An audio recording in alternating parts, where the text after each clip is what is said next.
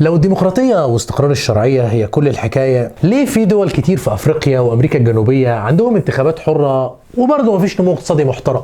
الصين عندها نمو اقتصادي من غير كل الكلام بتاع الحريات والانتخابات والديمقراطية. شكلها كده مش شرط ان النمو الاقتصادي يكون محتاج ديمقراطية، وليحيى الديكتاتور المحلي بتاعنا. ازاي بقى نخرج من هذه العقدة وبسرعة، لانه اصلا بتكلكع تحت الهدوم لوحده؟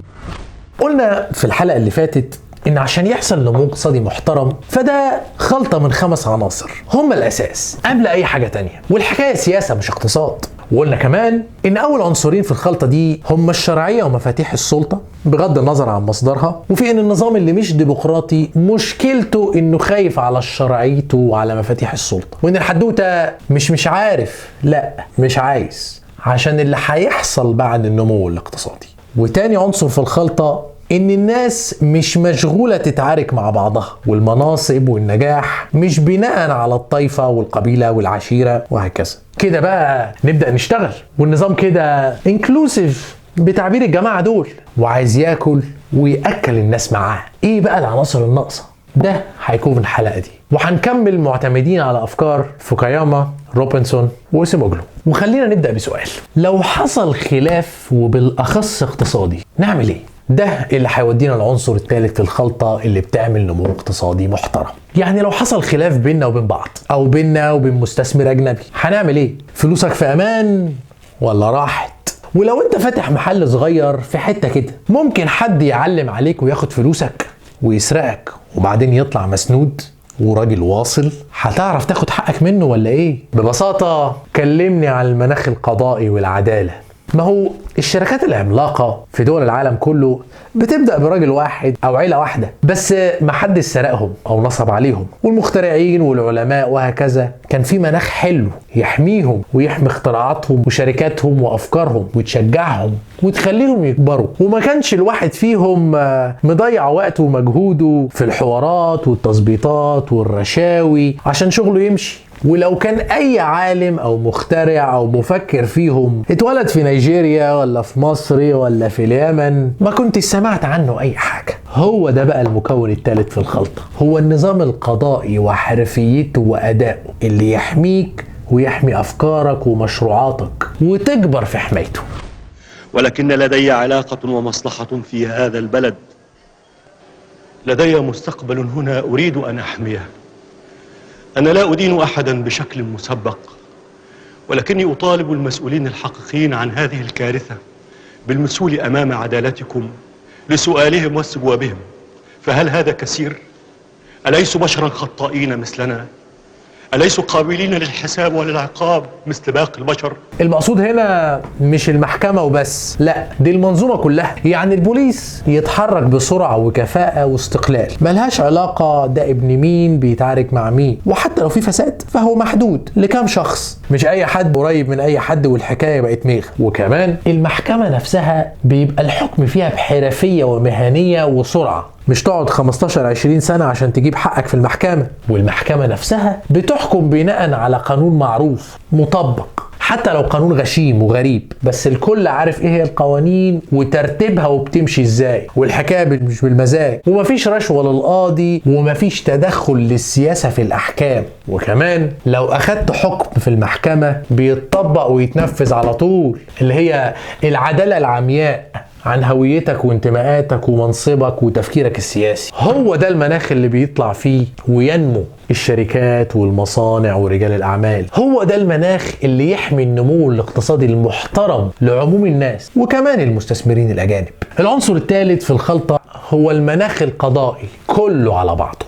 ملحوظة بس مهمة، عشان الإعلام عندنا في مصر والمغرب والجزائر والأردن بيلعب لعبة غريبة كده شوية، ويكلمونا طول اليوم عن دعم الاستثمار الخارجي بتخفيض الضرائب، ويسمع الكلام عن تسهيلات المستثمرين وأسعار منخفضة للأراضي وموضوع الشباك الواحد للمستثمرين الأجانب وهكذا. وفي الآخر تلاقي برضو وضعنا زي الزفت، ومفيش غير الاستثمارات اللي عددها قليل بس حجمها كبير، زي استثمارات البترول والمعادن وهكذا، عددها قليل بس حجمها كبير. اصل خلي بالك، لو القضايا الاقتصادية العادية والنزاعات اليومية في مشاكلنا بين صاحب محل ومصنع وشركة ودكانة، الناس الصغيرين دول لو مشاكلهم ما اتحلتش انسى يجيلك استثمارات من بره غير الاستثمارات العملاقة الضخمة اللي فيها سياسة كتير. من الاخر اللي بيجيلنا من الشركات العالمية هي الشركات اللي حجمها ضخم ويسمح لها ان لو عنده اي مشكلة يرفع السماعة التليفون ويكلم الوزير او الحاكم نفسه باتصالات مباشرة، وما بيعديش على السكة بتاعت الناس العاديين. والاستثمارات دي في الغالب يعني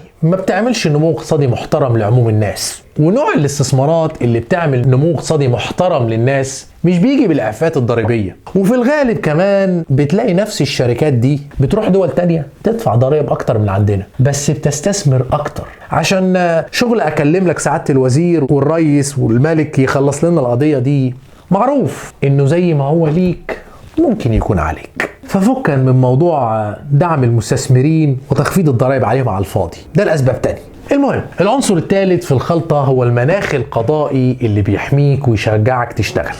والله لو انت في دولة ديمقراطية انت اكيد عندك استقلال قضاء واحكام بتطبق. طبعا في فساد بس مش لدرجة ان تمنع الناس ان هي تاخد حقها بكفاءة وسرعة ووضوح، وتبقى ضامن لو حصلت مشكلة هتعرف تحلها. ما انت مش خايف لو عملت حاجة او عملت مصنع او مشروع يجي حد يسرقها منك، او يجي حد عنده سلطة مسنود من ضابط فلاني ولا قاضي فلاني ويقسمك في رزقك. خلي بالك بس مش كل الدول اللي فيها انتخابات حرة وقضاء مستقل معناها ان في نظام قضائي كفء، وحط خط تحت كلمة كفء دي عشان هنجيلها في النقطة الرابعة من الخلطة اللي بتعمل نمو اقتصادي محترم. اما لو انت في دولة ديكتاتورية ممكن تعمل نظام قضائي يساعدك على نمو اقتصادي محترم بس صعب قوي، ولازم تضمن اولا ان معاك النقطة الاولى في الخلطة اللي هي بتعمل نمو اقتصادي محترم، وانت تكون ضامن الشرعية ومفاتيح القوة اللي حواليك. فانت مش خايف اصلا تدي حرية للقضاء عشان ما يبهدلكش ويمنعك تتحكم في مفاتيح السلطة. وكمان وده الأهم ما تستخدمش القضاء كوسيلة لفرض السلطة بتاعتك، لازم تعرف يكون تدخلك محدود، ومش أي ديكتاتور بيعرف يعمل كده. وده مربط الفرس. الحدوتة كلها بتاعت النقطة الثالثة إن في الغالب الديكتاتور بيستخدم القضاء عشان يسلك أموره، وبيكون ساكت على فساد الشرطة والقضاء لأن هما من مفاتيح السلطة اللي بتخليه أصلا يحكم زي ما شرحنا في الحلقة ال15. فمش هيكون عنده نظام عدالة محترم لأنه لازم يستخدم الشرطة والقضاء كمفاتيح سلطة تابعة له. والله لو انت عندك ديمقراطية الموضوع سهل، بس لو ما عندكش ديمقراطية هي مش مستحيلة قوي في الديكتاتورية بس صعب، لان زي ما قلنا في الغالب النظام القضائي والشرطة بيكونوا مفاتيح السلطة اللي لازم يكونوا مبسوطين منك كحاكم. فلو انت ديكتاتور ومحتاج تعمل نمو اقتصادي محترم لازم تضمن العنصر الاول في الخلطة الاول حاجة عشان تعرف يكون عندك العنصر الثالث في الخلطة. وانظر حولك هتلاقي نفس الأمثلة اللي أمنت العنصر الأول وهي استبدادية ممكن تسمع عنها العنصر الثالث زي الصين وسنغافورة وهكذا، لكن مفيش عنصر ثالث من غير عنصر أول. حلو كده تمام. معانا 3 مكونات من الخلطة اللي بتعمل نمو اقتصادي محترم: شرعية ومفاتيح سلطة مستقرين، مجتمع متجانس، نظام قضائي كفء. لو الحكاية كده كان المفروض بقى يبقى كل الدول اللي اتحولت للديمقراطية الاقتصاد بتاعها ضرب في العالي وبقى تمام التمام. وفي دول أفريقية كتير عندها انتخابات حرة من كذا سنة، المفروض بقى الاقتصاد بتاعهم يتحسن. انت مش عمال تقول الديمقراطية حلوة؟ للأسف لا. وده هيدخلنا للنقطة اللي بعدها اللي ناس كتير جدا بتنساها، حتى الاقتصاديين العظماء ورجال الدولة العظماء ما بيقدروش قيمة الموضوع ده بتعبير فوكوياما. العنصر الرابع في الخلطة اللي بتعمل نمو اقتصادي محترم هو سلطة سياسية مركزية قوية، وخلينا نقول في أيامنا دي مؤسسات دولة قوية. وده موضوع مهم جدا ومن غيره مفيش أي حاجة. ده حاجة كده عاملة زي عجل العربية، من غير عجل العربية ما تتحركش حتى لو جبت أحسن سواق في العالم. المقصود هنا الجهاز الإداري للدولة، الجهاز البيروقراطي للدولة، دولاب العمل الرسمي اللي بيشمل كل الوزارات والمصالح الحكومية والجيش والشرطة، مؤسسات الدولة بكل سلطاتها. بس وجود مؤسسات دولة قوية كفء في أغلب الأحيان ملوش علاقة مباشرة بالديمقراطية أو الديكتاتورية، في كده وفي كده. وده معلش هناخد وقت شوية كده عشان نشرحه، فروح هات كوباية شاي وتعال. طبعا الدخله سهله، ان لو مفيش سلطه مركزيه مسيطره على البلد كلها وحتى مش قادره تحتكر العنف الشرعي على ارضها، فمفيش نمو اقتصادي محترم هيحصل في الوضع ده. طيب ماشي، ودول كام دوله؟ طب وبقيه الدول؟ خلاص يا عم بسيطه، نعمل لك دوله قويه مفتريه شرسه. قوه الدوله هنا مش معناها استخدام القوه الغاشمه، ولا معناها البوليس بيطلع عينين الناس، ولا الدوله ان محدش يقدر يعارضها، ولو حد عمل حاجه يتخطف ولا يتمنع من السفر. دي شراسه الضعيف او شراسه الخايف اللي مش مقنع في عيون الناس، وده ممكن يكون دليل على ضعفه مش قوته. المهم، دولة قوية هنا معناها دولة بتقدر تعد وتحسب وتخطط وتنفذ بحزم. فكر في المصالح الحكومية اللي الورق فيها بيخلص في مواعيد واضحة وثابتة والإجراءات واضحة ومعلنة. فكر في إجراءات ورق الملكية وإنشاء الشركات. فكر في الوزارات والإحصاءات والدفاتر اللي فيها معلومات صحيحة وأرقام صحيحة ملهاش علاقة بمين اللي في الحكم. فكر في قوانين، هل هي اللي بتطبق، ولا اللي على أرض الواقع حاجة والدولة مش عايزة أو مش عارفة تطبقه أصلا. من أول قوانين المرور وتراخيص البنى والإنشاءات لحد عقود الكهرباء وقوانين إنشاء وفض الشركات. فكر في المدارس والجامعات، نظام تعليمي واضح وثابت، ولا كل شوية يعملوا نظام وكل مجموعة مدارس وجامعات ماشية بأسلوب وبيدرسوا حاجة تانية ومحدش عارف أصلا إيه النظام الموجود. فكر في الدولة اللي ماسكة دفاترها بتعرف تلم الضرايب، مش كل الناس عايشة مع نفسها في اقتصاد غير رسمي. فكر في قدرة الدولة على تخطيط المدن والشوارع وتطبيق قوانين البناء والمخالفات وهكذا، قائمة طويلة. هو ده جهاز الدولة ببساطة، الدولة اللي بتقوم بشغلتها كدولة بصورة كويسة، ومش شرط تكون دولة ديمقراطية أو دولة استبدادية. جهاز الدولة الإداري اللي بيعرف يعمل شغلته كويس هو ده اللي بنقول عليه دولة قوية كفء. وحط خط تحت كلمة كفء، لأن في ناس كتير جدا بتخلط بين وظائف الدولة وكفاءتها. بتعبير فوكوياما state scope state capacity. نعم يا أخويا، وظائف الدولة وقدرة الدولة، وده ملوش علاقة بده، وفي دايما خلط بين الاتنين. وللأسف في اقتصاديين وسياسيين عن حسن نية أو سوء نية بيبيعوا لنا تقليل وظائف الدولة كأنه لوحده اللي هيحسن قدرات الدولة. وفي ناس لبست دعباية ده في ده وقالت لك دي نيو ليبرالية. ايه؟ أبسطها لك وخليني أسألك سؤال، هل مؤسسات الدولة في أمريكا أقوى من مؤسسات الدولة عندنا؟ ايه ده؟ مش الدولة ومؤسساتها في أمريكا ما عندهمش قطاع عام وكله مطروق للسوق؟ معنى كده إن مؤسسات الدولة بتاعتهم والدولة بتاعتهم أضعف من الدولة عندنا؟ ومدام سماح اللي في الدور الرابع أقوى من ميس نيكول؟ لا حضرتك، ده حاجة وده حاجة. بص يا سيدي، الدولة طول عمرها في كل الدول ليها دور، حتى في أشد الدول رأسمالية. الدولة هتلاقيها بتضع القوانين الاقتصادية عشان تظبط السوق والتضخم وسعر العملة وقوانين الاحتكار، وبتحط شروط وقوانين وتنظم عقود الخدمات والتعليم والصرف وهكذا. فبص على الرسمة دي كده، الخط اللي بالعرض ده بيوريك وظائف الدولة نفسها اللي بتعملها بصورة مباشرة. والمفروض يعني لو الاتحاد السوفيتي والشيوعية لسه موجودين فهتلاقيه في أقصى اليمين، لأن كان كله قطاع عام والدولة بتعمل كل حاجة واخدة كل الوظائف. تمام؟ الخط ده كأنه كده تبسيط للشغل بتاع الاشتراكية والرأسمالية والحركات دي. حلو؟ طيب الخط اللي بالطول ده بقى هو العنصر الرابع في مكونات الخلطة اللي بتعمل النمو الاقتصادي المحترم، وهو كفاءة جهاز الدولة. وده ملوش علاقة مباشرة بالديمقراطية والاستبداد. ممكن تكون دولة مش ديمقراطية ومؤسسات الدولة قوية وكفءة، وممكن تكون دولة ديمقراطية ومؤسسات الدولة ضعيفة. هتلاقي دول في أوروبا نفسها كفاءة مؤسسات الدولة مختلفة، فاليونان وإيطاليا مثلا أسوأ من دول تانية في أوروبا حتى لو الدولة بتحاول تؤدي نفس الدور. وهتلاقي دول استبدادية زي الصين كفاءة الجهاز الإداري للدولة أحسن من روسيا، وأحسن كمان من دول ديمقراطية كتير في أمريكا الجنوبية. كفاءة وقوة الجهاز الإداري للدولة ده مربط الفرس. حتى لو الحاكم وصل للسلطة في انتخابات ديمقراطية حرة مش بيعرف يعمل تنمية، حتى لو جاب أحلى وأجمل للسياسات الاقتصادية مش هيعرف ينفذها، لأنه راكب عربية من غير عجل، لأن الجهاز الإداري للدولة متهالك. ولو أنت حاكم ديكتاتور وعندك جهاز إداري للدولة كفء، أنت ممكن تعرف تعمل تنمية لو حبيت، زي ما شرحنا في العنصر الأول والتاني وهكذا. وعشان كده الديمقراطية لوحدها غير كافية على المدى القصير لصراعة أي نمو اقتصادي محترم في دول كتير جدا، وبتاخد وقت طويل عبل ما تبني مؤسسات الدولة، وده شغلانة تانية خالص. فرق بين بناء الدولة بتاع الحلقة دي وبناء الأمة بتاع الحلقة التاسعة. يا دولة لا بتعزق ولا بتزرع ولا بتروي وتلهف في المعادي الغلة، يا دولة مسكة لشعبها زلة، يا دولة مجبولة على ملها، متفككة من السرقة صواملها واللعب من راسها ومن ديلها، طول عمرنا راضيين بقليلها وتذلنا، وان نشتكي وان تشتكي نشيلها، احلف بأولادها اللي نكراهم ومواويلها، بالرغم من كل اللي فيها وكل عمايلها الثورة راح تعدل وتعدلها. موضوع بناء واصلاح جهاز الدولة ده مش سهل.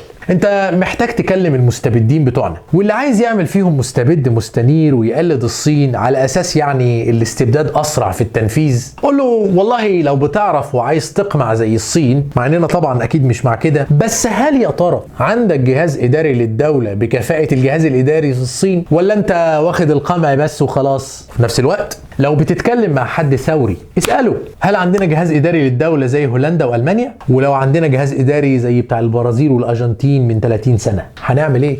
للأسف لغة الحوار هنا مقطوعة بين المستبدين اللي بيحكموا بلداننا والثوريين، لأن المستبدين بيقولوا انت ما تعرفوش حاجة عن الموضوع ده، انتوا بتوع كلام فاضي، لأن المستبدين سواء عن حق أو باطل بيفكروا بس في كيفية إدارة الجهاز الإداري للدولة، وده موضوع كبير فعلا. وعلى الناحية التانية الثوار بيتكلموا عن حاجات كتير مهمة وأساسية، بس في منهم كتير جدا ناسيين موضوع الجهاز الإداري للدولة. أيوة في جزء كبير من إصلاح الجهاز الإداري للدولة ده بيحصل نتيجة للديمقراطية، بس مش لوحدها ومش بالسرعة دي.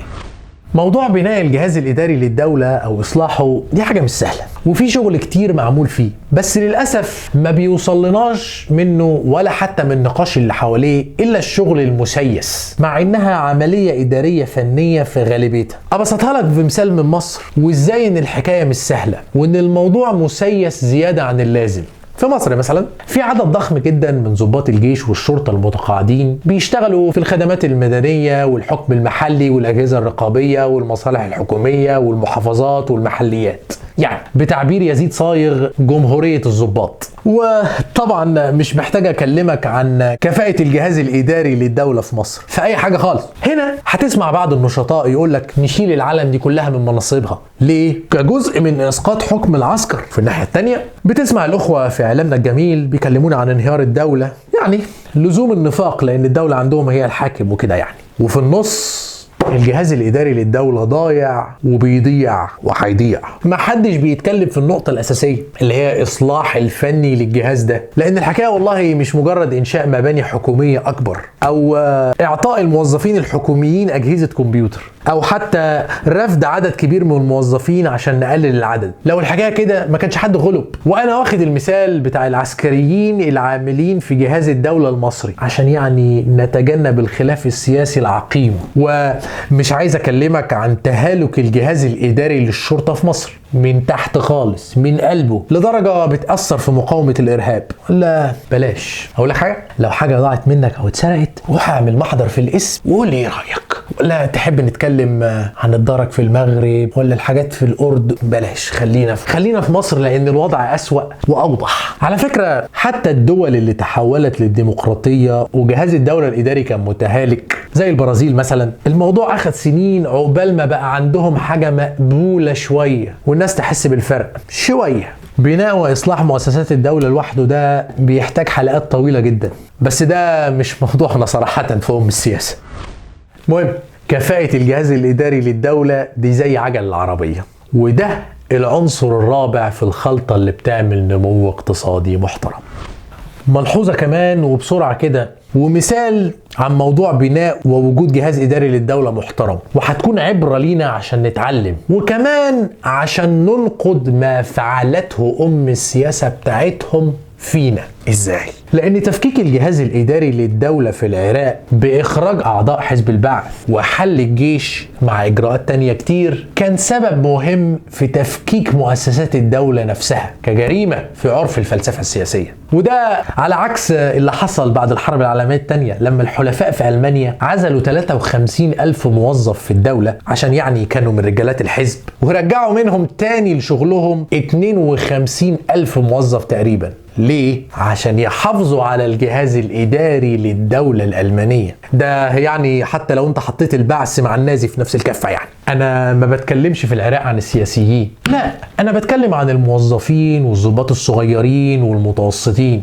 وبتكلم كمان عن خفض دور مؤسسات الدولة بسرعة كبيرة وإدخال شركات أجنبية في المرافق الأساسية من غير التأكد أصلا من كفاءة جهاز الدولة زي ما شرحنا. مش قلت لك في الحلقة الخاصة اللي عملناها في البرنامج احنا في المنطقة بتاعتنا محشورين بين مطرقة الاستبداد وسندان التدخل الخارجي حتى في موضوع الجهاز الإداري للدولة. طب حلو، نفترض بقى عندنا كل ده، الاربع عناصر بتوع الخلطه اللي بتعمل نمو اقتصادي محترم. ايه اللي ناقص؟ يعني خلاص بقى عندنا موضوع الشرعيه ومفاتيح السلطه مستقره ومتماسكه، والشعب متجانس، ونظام قضائي محترم، وجهاز اداري للدوله كفء او بنحاول نخليه كفء. ايه اللي ناقص بقى؟ اللي ناقص انك تركب كل ده على بعضه بالرؤيه، لان مفيش دوله بتحقق نمو اقتصادي محترم بنفس الطريقه اللي اشتغلت بيها دوله تانية. وده مش عشان تعليمات البنك الدولي والناس دي كلامهم مش واحد على طول، ولا عشان السياسة الخارجية، كل ده عوامل كتير جدا. ابسطها لك، يعني ايه هي نقاط الضعف في الاقتصاد وليه؟ وايه انسب طريقة نحلها؟ ونبدأ منين؟ وايه هي الميزة التنافسية بتاعتنا حاليا وعلى المدى البعيد؟ وازاي نتجنب المشاكل اللي موجودة في الدول اللي حوالينا او نستغلها والنقطة الخامسة دي سهلة جدا انك تقرا عنها في اي بلد، ودي الافلام التسجيلية والكتب عموما بتركز عليه. انت بس دور على اي بلد ما عملت نمو اقتصادي محترم وهتلاقي حاجات كتير واسباب كتير، بس عمرك ما هتلاقي حاجة واحدة بالظبط، ولا هتلاقي نفس الحاجات بالظبط في كل بلد. وعشان كده سمينا النقطة الخامسة دي الرؤية. ففي اللي بيعمل مناطق اقتصادية حرة، وفي اللي بيركز على تصدير شوية حاجات معينة، وفي اللي بيركز على تقديم خدمات معينة، وفي اللي بيستغل موقعه، وفي اللي بيعتمد على رخص العمالة وخفض سعر منتجاته، وفي اللي بيعتمد على جودة منتجاته والتكنولوجيا اللي فيها، وفي اللي بيعتمد على جيرانه، وفي اللي بيسمع حبة من كلام المؤسسات الدولية، وفي اللي بيطنش لنص كلامهم وبيعمل حاجة تانية